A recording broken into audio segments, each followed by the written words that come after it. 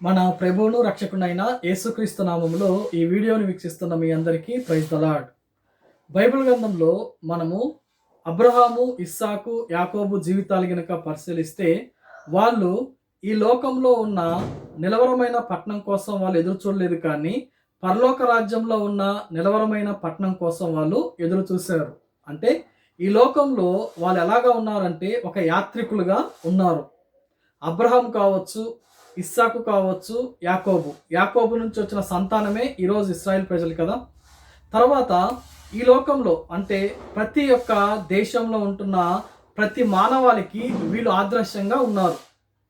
ఎందుకని యేసయ్య ఈ యొక్క అబ్రహాం, ఇస్సాకు, యాకోబును ఆస్వాదించుకుంటూ వచ్చాడు అంటే వీళ్ళందరూ పూర్వీకులు, అంటే వీళ్ళందరూ మనకి కొన్ని ఆదర్శప్రాయంగా ఉండడానికి ఈ లోకంలో ఈ రోజుల్లో ఈ యొక్క రెండవ రాకడ సమయంలో మనకి బుద్ధి కలుగుటకై ముందుగానే వాళ్ళ యొక్క జీవిత చరిత్రను, వాళ్ళే కాదు అనేక మంది భక్తుల జీవిత చరిత్రను ముందుగానే బైబిల్ గ్రంథంలో పొందుపరిచారు. అందుకే మనం ప్రతిరోజు బైబిల్ చదవాలి. సరే, అయితే ఈ యొక్క యాత్రికులుగా ఉంటున్న వీళ్ళ ద్వారా మనం ఏం నేర్చుకోవాలి అంటే, ఈ యొక్క రెండవ రాకడ కోసం ఎదురు చూస్తున్న మన హృదయంలో కూడా ఒక విశ్వాసం ఉండాలి. అదేంటంటే, నేను కూడా ఈ లోకంలో ఒక యాత్రికున్నే, ఒక పరదేశినే.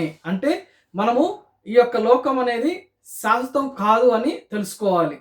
అంతేకాదు రేపు రెండవ రాకడ తర్వాత వేరే లోకము అంటే పరలోకం అని ఒకటి ఉంటుందని, నిత్య జీవము లేకపోతే నిత్యత్వం అనేది ఉందని చెప్పేసి యుగ యుగాలు దానికి అంతం లేదని తెలుసుకొని దానికోసం కావలసినవన్నీ మనము సమకూర్చుకోవాలని దేవుడు చెప్తున్నాడు.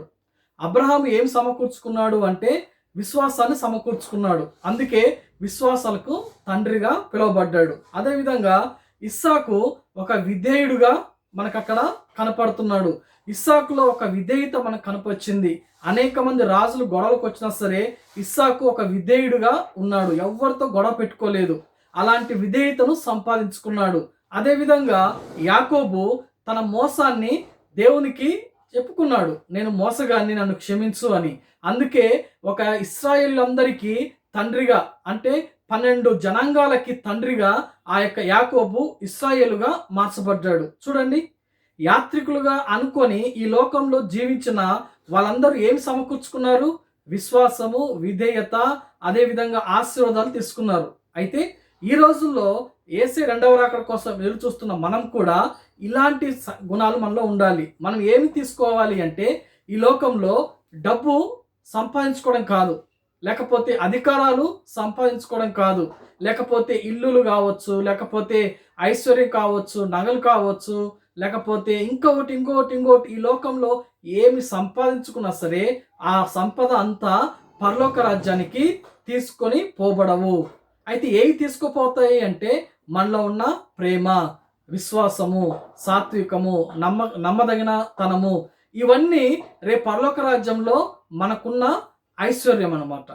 ఈ రోజుల్లో చాలా డబ్బు సంపాదించి ఓకేనా తనొక్కడు అనుభవిస్తూ సంతోషంగా ఉంటే ఏం లాభం చెప్పండి?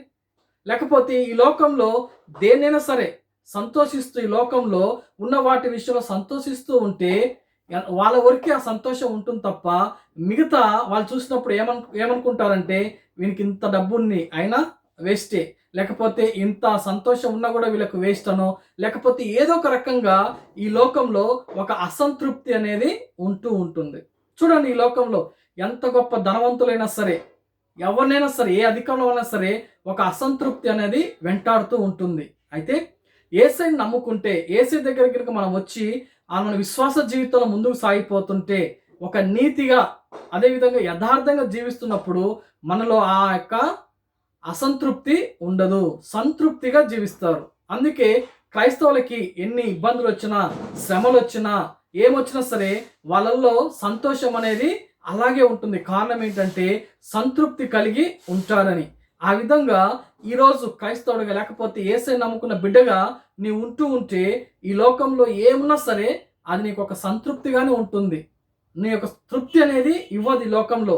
ఏదైనా సరే, అది తాగుడు కావచ్చు, జూదం కావచ్చు, లేకపోతే మరొక పాపం, ఏ పాపమైనా సరే అది తృప్తి అనేది ఇవ్వదు, అసంతృప్తిగానే ఉంటుంది. అయితే ఎప్పుడైతే ఆ యొక్క అబ్రహాం లాగా, ఇస్సాకు లాగా, యాకోబు లాగా మనం విశ్వాసాన్ని, ఒక విధేయతను, ఒక ఆశీర్వాదాన్ని మనం పొందుకుంటూ ముందుకు సాగిపోతామో, సంతృప్తిగా మనం జీవిస్తాము. అంతేకాదు ఆయన రాకడలో ఎత్తబడ్డానికి ఇవే మనకు కావాల్సిన అర్హతలు. కాబట్టి మనల్ని పరిశీలించుకుందాం, ఆ అర్హతలు మనలో రావాలని దేవుణ్ణి వేడుకుందాం. ఇటువంటి కృప దేవుడు మనందరికి దయచేయును గాక. ఆమేన్.